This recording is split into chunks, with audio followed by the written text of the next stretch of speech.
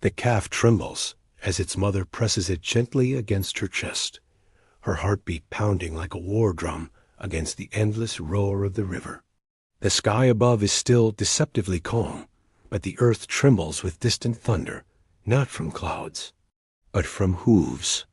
In the vast savanna, the great migration is unfolding. Tens of thousands of wildebeest push toward the riverbank, driven by instinct, hunger, and an ancient rhythm older than their species. The mother knows the crossing well. She knows its horrors. And she knows that many of those who step into the water never step out again. But today, she has no choice. The herd moves like a tidal wave, and to fall behind is to die alone. She nudges her newborn calf, barely a few days old, still unsteady, its legs trembling like thin branches in the wind. Yet she has to push it forward. The river ahead churns with mud and mystery, a place where the water hides teeth and the silence hides killers. Before she makes her move, she scans the opposite bank. No footprints, no movement, only wind dancing over the grass. But she knows deep down, the danger is never visible until it's too late. Still, the pressure of the herd behind her grows. The calves cry, the bulls snort, and soon the rumbling mass begins to force her toward the edge. One step, another, the muddy slope gives way beneath her hooves. She slips, but catches herself. She must remain calm. If she falls, she will crush the calf clinging behind her. But the river, ancient and merciless, knows no mercy. As the wildebeest mother inches forward, a quiet ripple forms in the surface of the water, barely noticeable, almost gentle, but she feels it, a shiver up her spine, a warning carried by instinct. She freezes, and in that instant, a monstrous shape rises from below, a massive crocodile, older than any predator on the plain, erupts from the muddy depths with terrifying force. Its jaws snap shut less than a meter from her calf's head. The impact shakes the water like a violent explosion. The mother lunges backward, pushing her calf behind her, shielding it with her own body.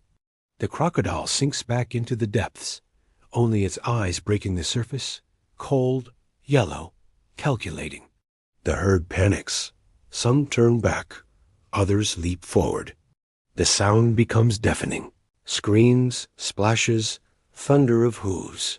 But there is no turning back for the mother. She is trapped between the stampeding herd and the jaws of the river. She tries to move sideways, but the mud crumbles beneath her. The calf slips and slides toward the water. Her heart stops. She grabs it by the back with her teeth, pulls it up, and forces it between her front legs. For a moment, the world freezes, the air heavy, the tension unbearable. Then the river explodes again. The crocodile strikes with unimaginable speed, water erupting like a bomb. The mother leaps sideways, narrowly avoiding death.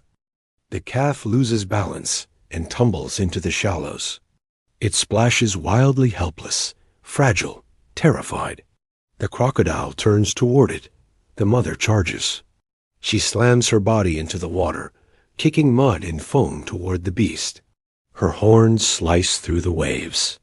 She bellows with primal rage, a deafening roar that seems to shake the river itself. The crocodile lunges, but she blocks the attack. The calf scrambles backward, climbing desperately up the slippery bank.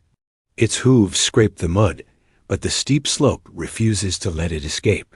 The mother tries to climb after it, but the river drags at her legs like living hands. The crocodile is coming again. From behind her, the herd surges forward, uncontrollable, unstoppable. She is being crushed from both sides. In pure desperation, she lowers her head and lifts the calf with her horns, not to fight, but to push it higher onto the bank. The calf grasps a root. Its tiny body trembles, but it holds. The mother, exhausted and sinking into the mud, turns to face the crocodile alone. The beast rises. Its jaws open wide, lined with ancient, bone-crushing teeth. She knows she cannot win. She knows her body is slow, heavy, wounded. But she does not move. She stands tall, legs shaking, eyes fierce.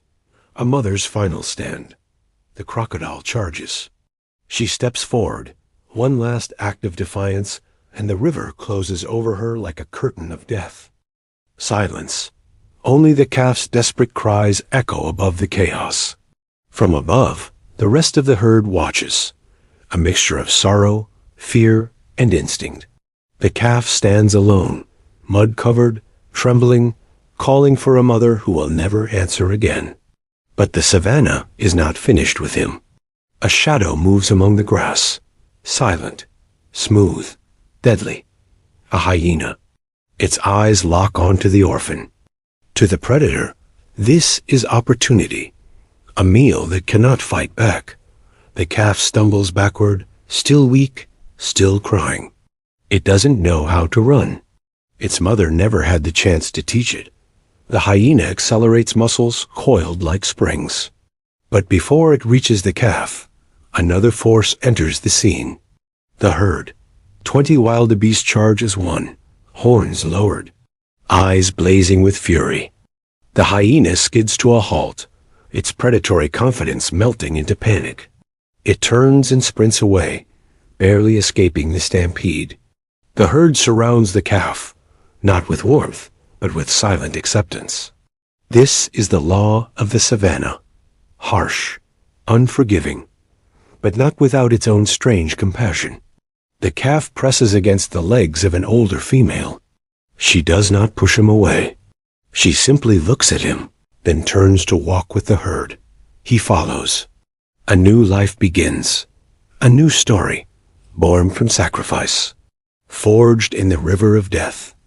The savannah does not mourn, but it remembers. And so do we. Did you enjoy this story?